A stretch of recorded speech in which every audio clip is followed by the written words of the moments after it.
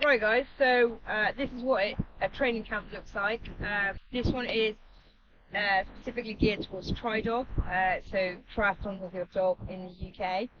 And so people are going to be running with their dogs, they're going to be biking with their dogs and swimming with their dogs.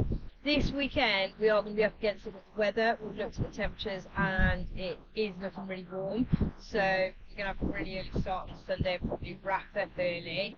But the weekend has got all different levels, all different abilities, different breeds.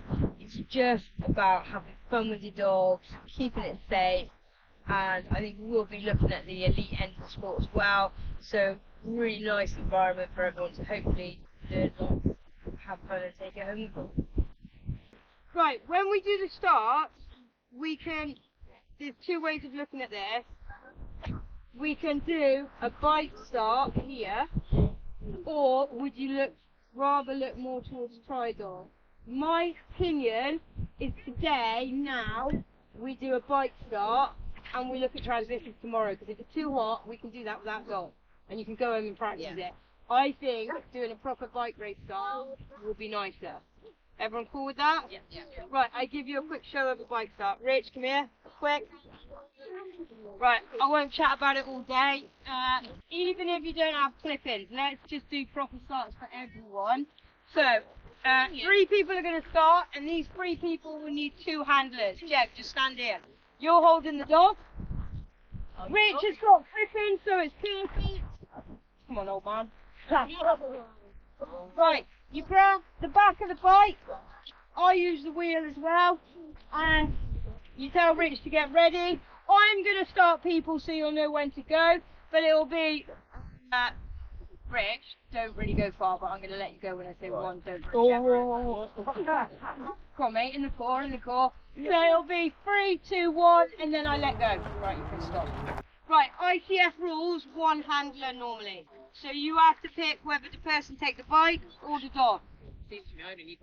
Yeah, for me it's time wasting because my dog probably won't stand there, then I lose the bike, and then I'm not clipped in if you ride and clip in. But for here, even if you're not going to race, just for a bit of fun, we'll do your race and start. You 3, go and get dogs.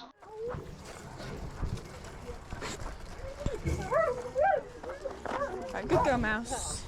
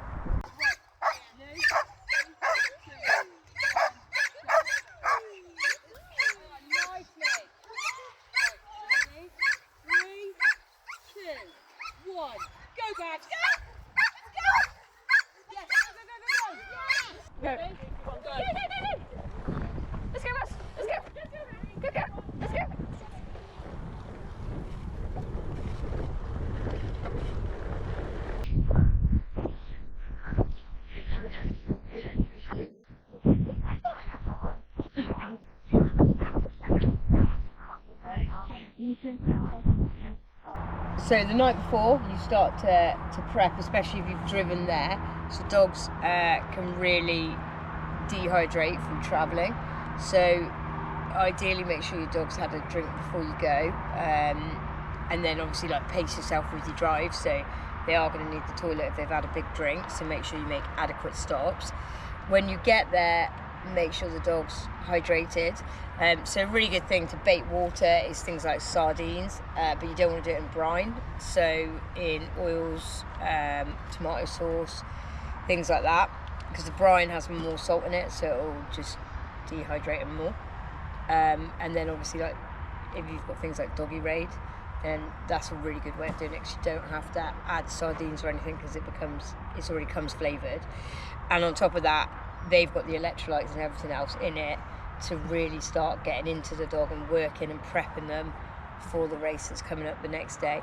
So you want to make sure you get that in the night before, and you want to, the way you can measure how hydrated your dog's is, well, there's two things you can do. That if you're at a pinch test and their skin is staying up, they're really, to be honest, too dehydrated to race at that point. Okay, so that shouldn't be happening.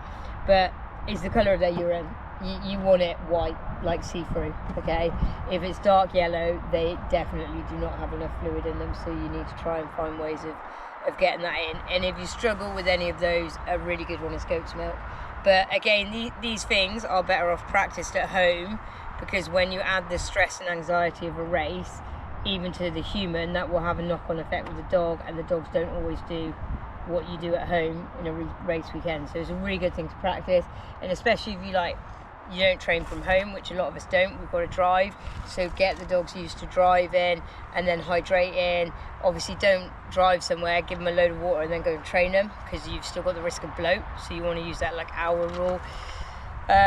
So hydrate them well the night before, and then like tri-dog starts quite early in the morning. Like you need to be up an hour, 2 hours before that dog's racing, hydrating them. Again, things like if you can get the electrolytes in, using things like Doggy Raid are fantastic. It's really going to get into dogs and start working and aid that recovery the other side. And then once you've raced the dog, obviously they need fluid when they come in. Again, Doggy Raid, water, get that fluid in them, and then monitor that throughout the day.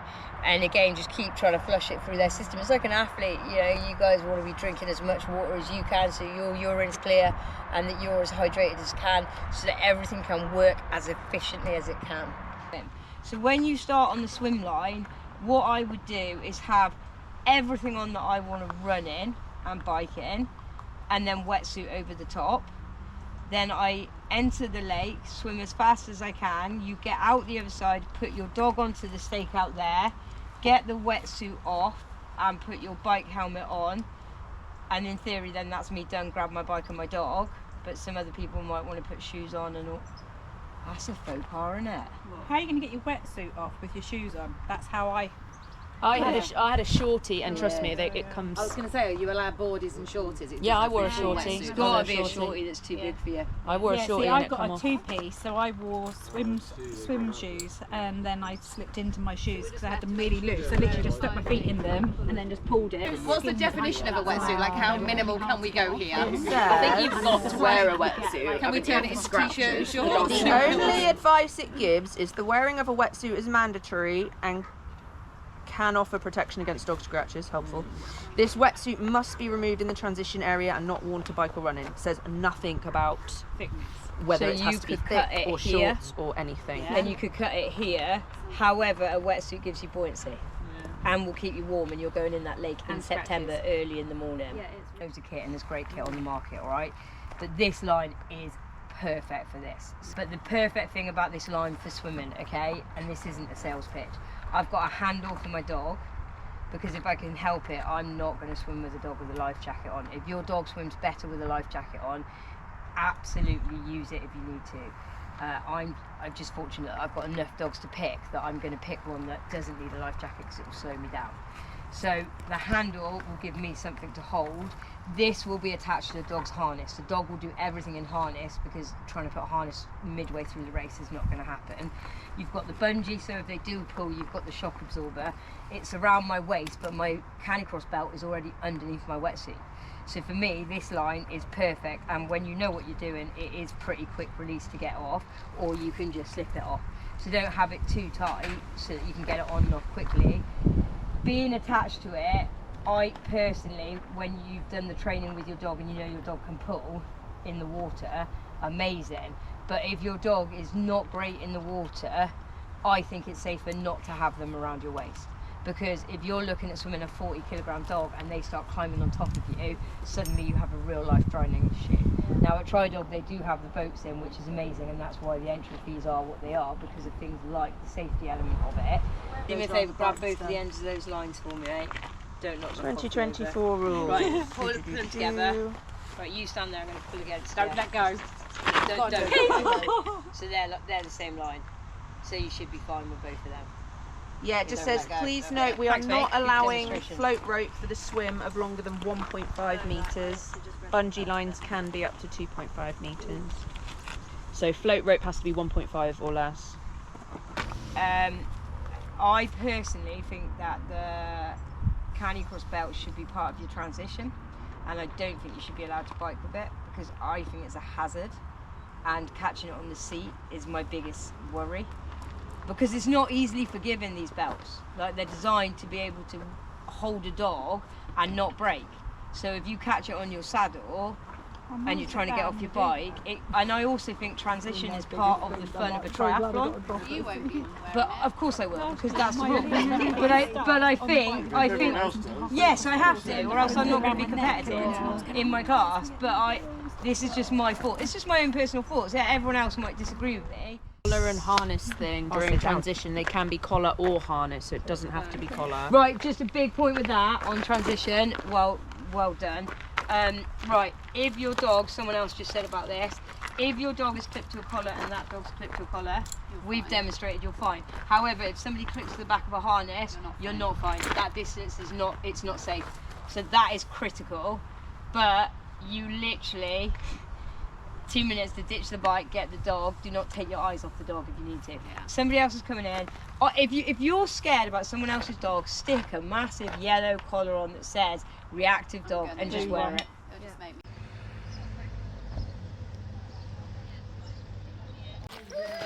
She's wearing a wetsuit and a canicross belt, a bungee line, dogs in a harness, and we are training for tri-dog. So what we're going to aim to do is we're going to do a countdown start, like in a race situation. We're going to head down to the water, in, and swim across and out. So are you ready, Danielle? Ready? Shall we do this? Yeah. Right, 3, 2, 1, let's go! Go, go, go, go, go, come on, let's go, let's go.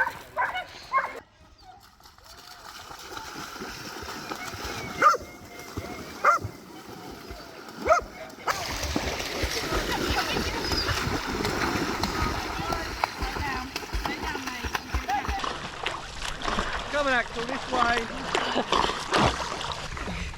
Good girl.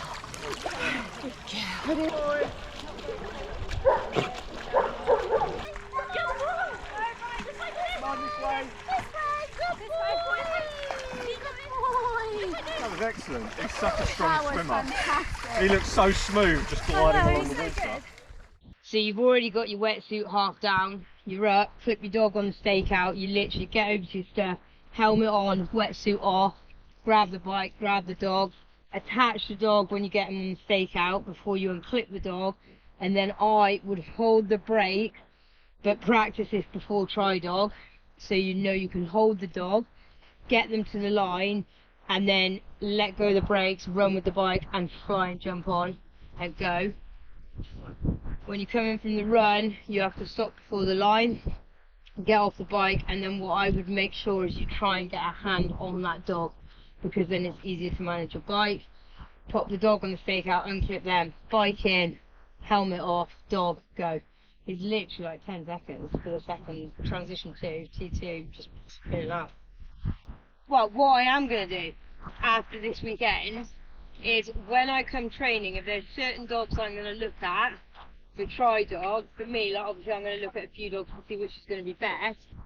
But what I will start doing is do a lap, come in, practice transition as best I can. If you don't have a stakeout, that's fine. You can try a lead around a pole or something. There's different things you can do. You practice that.